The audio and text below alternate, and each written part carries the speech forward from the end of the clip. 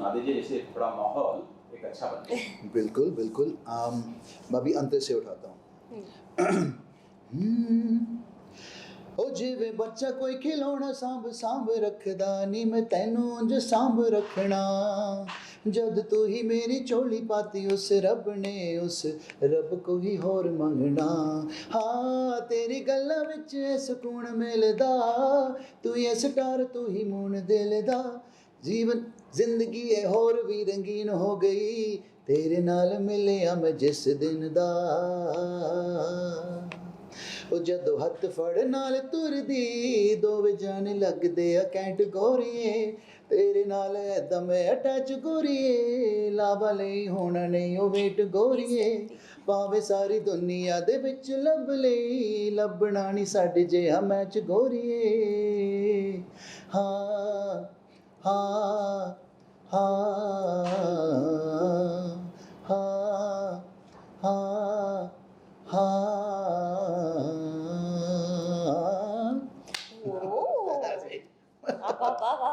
बहुत शानदार गाना है और गाने को खूबसूरत बनाने के लिए डीआई का बहुत बड़ा रोल अदा होता है। स्टोरी बहुत अच्छी होती है, जरा बताएंगे, बहुत शानदार स्टोरी लगी मुझे।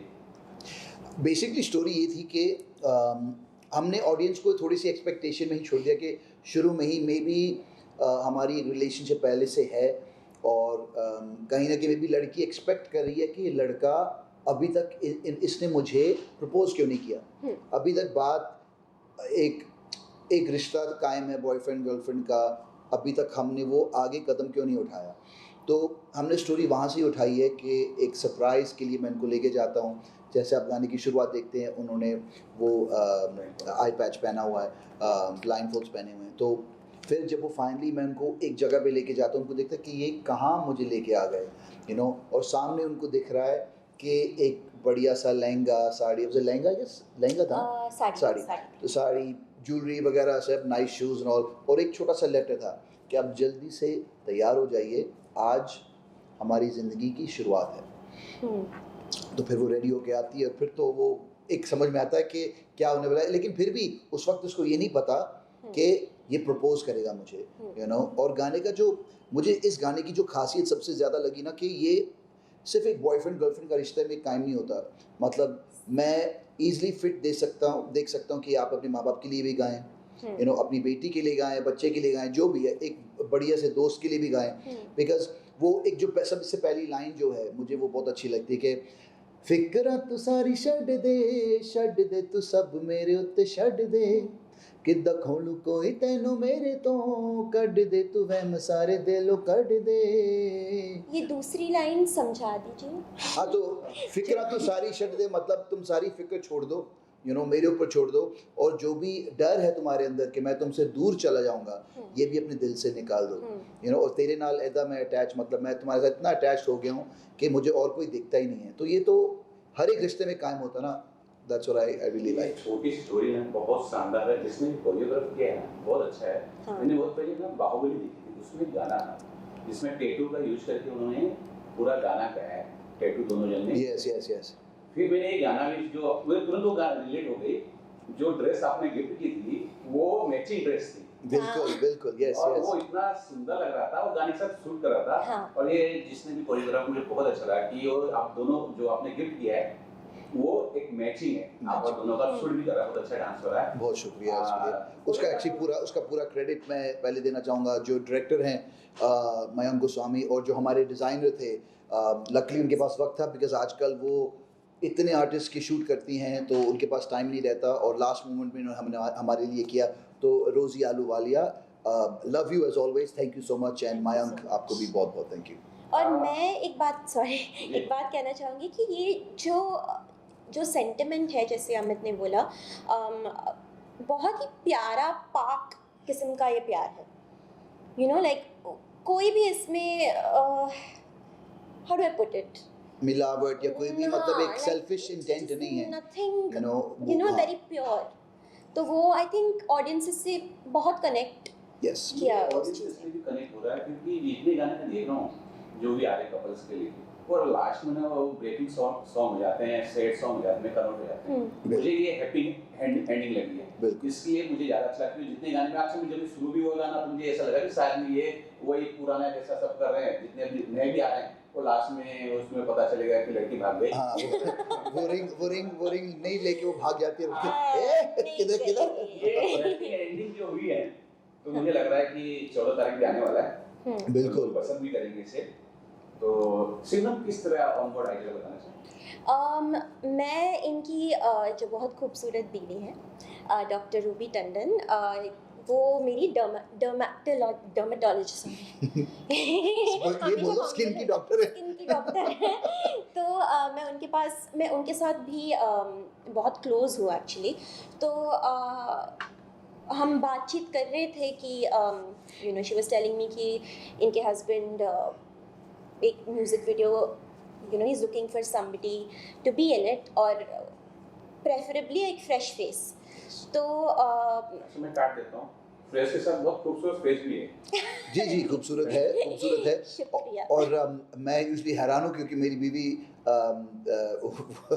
उनको यूजली वो होता है कि खूबसूरत फेस, अमित तुम थोड़ा दूर भागो, पर ऐसा कुछ नहीं था। उनको ये भी ट्रस्ट था कि सिमरन अच्छी लड़की है, क्योंकि आई थिंक काफ़ी टाइम से उनके पास आती थी और पहले भी मुझे बताया था इनके बारे में, और मेरी भी यही चाहत थी कि इस गाने के लिए, और जेन्युइनली भी मैं हमेशा कोशिश करता हूँ एक फ्रेश फेस के साथ काम करने के लिए, क्योंकि एक्सपीरियंस बहुत अच्छा रहता है।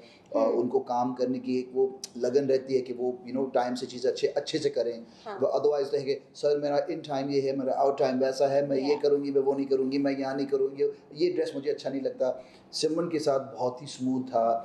इनफैक्ट इवन जो हमारे डायरेक्टर भी थे, डिज़ाइनर भी थे, कहते बहुत स्मूथ है, मतलब लड़की का नो इश्यूज़। एंड मैं चाहता हूँ कि जब ये बहुत बड़ी आर्टिस्ट भी बन जाए कल को, मेंटेन दिस अपना एक ये रखो, बिकॉज आई थिंक ये लॉन्ग में जाता है। मैंने थोड़ी बहुत गलतियां शायद की होंगी अपनी इस लंबे करियर में, बट होपफुली ये इससे थोड़ा सीख जाए। मैं आपको बाद में बता दूंगा इसके बारे में। अमित का तो नो डाउट, लेकिन सिमरन से जानना चाहूँगा कि किस प्रकार का रिस्पॉन्स आ रहा है घर से, फैमिली से, फ्रेंड से, क्या कुछ आ रहा है? बहुत ही अच्छा रिस्पॉन्स आ रहा है। पहले तो ये मेरे लिए इट्स अ बिग स्टेप। तो अटेंशन जो मिल रही है, मतलब हमें जो इवेंट्स पे इनवाइट किया जा रहा है, मलाड मस्ती, college fest, all of that it's quite new ना फॉर मी।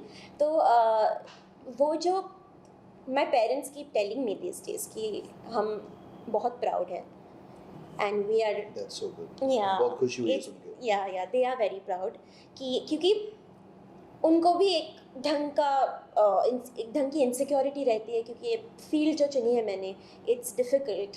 और मैं भी हमने प्रीवियसली जो बात की थी कि मैं इतनी कॉन्फिडेंट नहीं हूँ कि मैं किसी पार्टी में किसी डायरेक्टर को देखूँ और उनके पास जाके बोलूँ प्लीज़ मुझे अपनी फिल्म में लीजिए।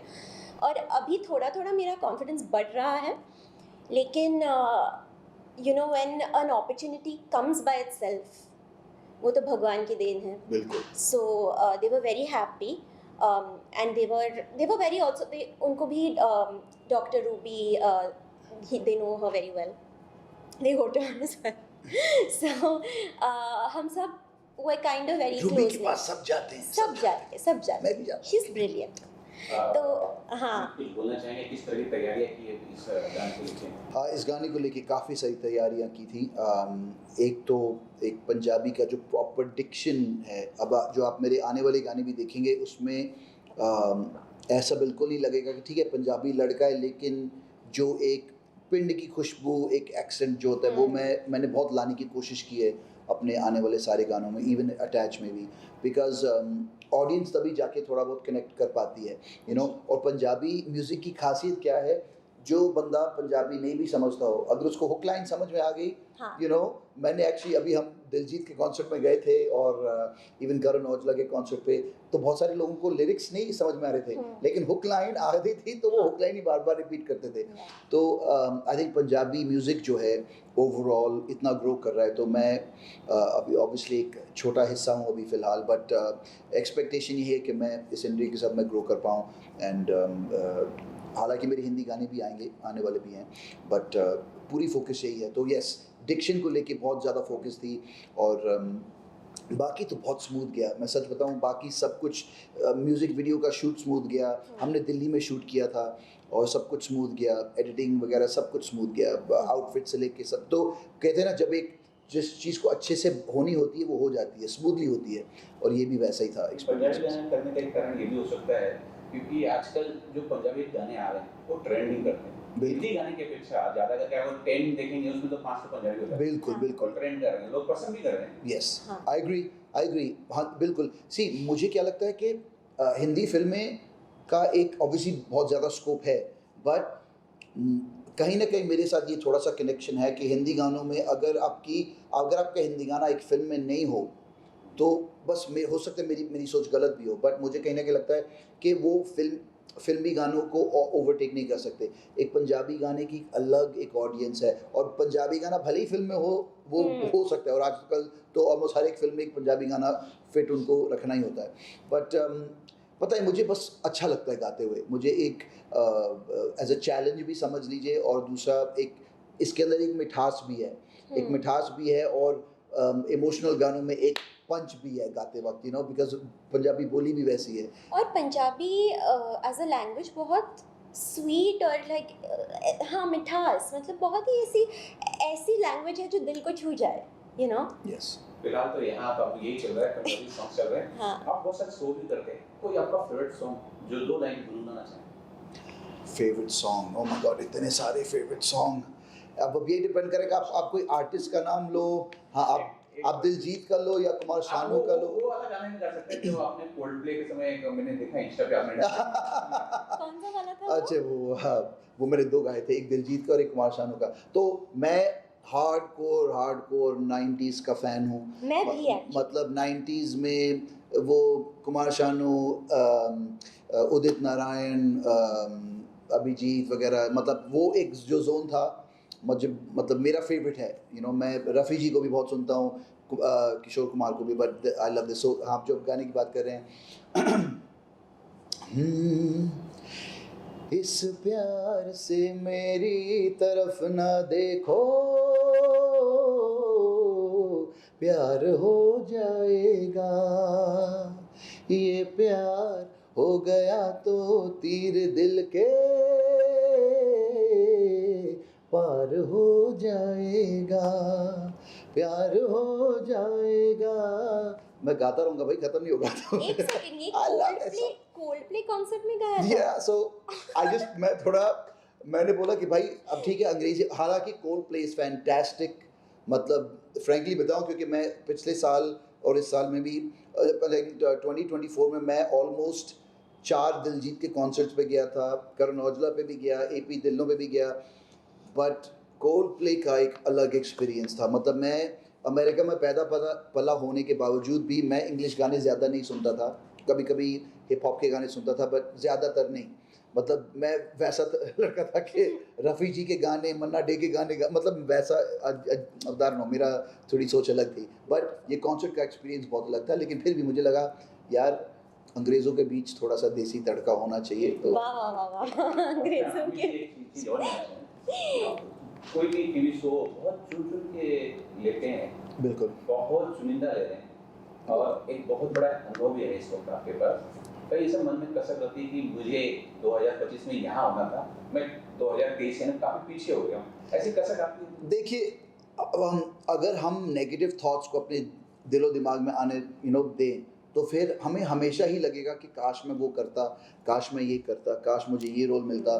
तो ये चीज़ तो ऑब्वियसली हर एक आर्टिस्ट के अंदर होता है कि मैं ये भी कर सकता हूँ, मैं वो भी कर सकता हूँ। लेकिन मुझे लगता है कि मेरी करियर में मुझे इतनी अच्छी अपॉर्चुनिटीज़ मिली हैं। टीवी में मैंने बहुत सारे शोज़ किए हैं, बहुत सारे अच्छे रोल्स किए हैं।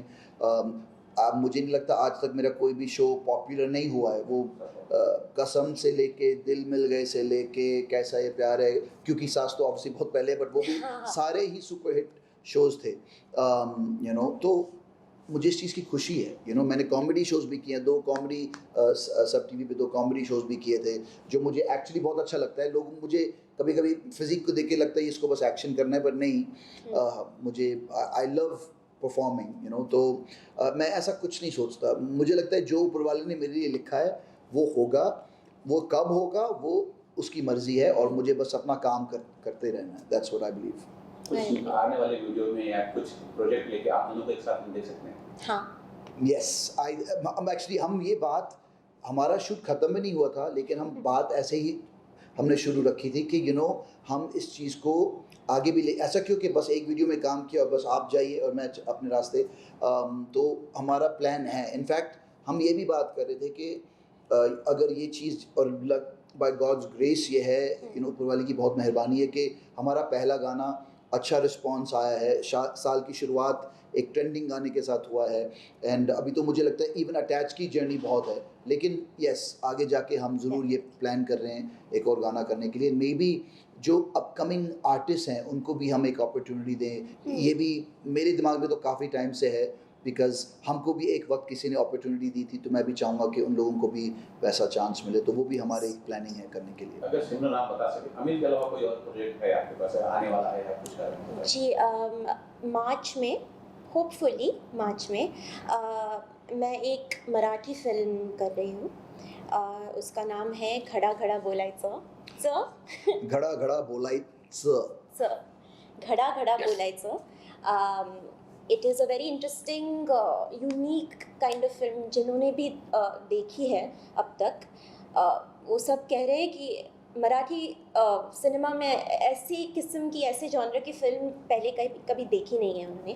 इट्स अ रोमांटिक म्यूजिकल, और बता नहीं सकती म्यूजिकल, और मुझे नहीं लिया।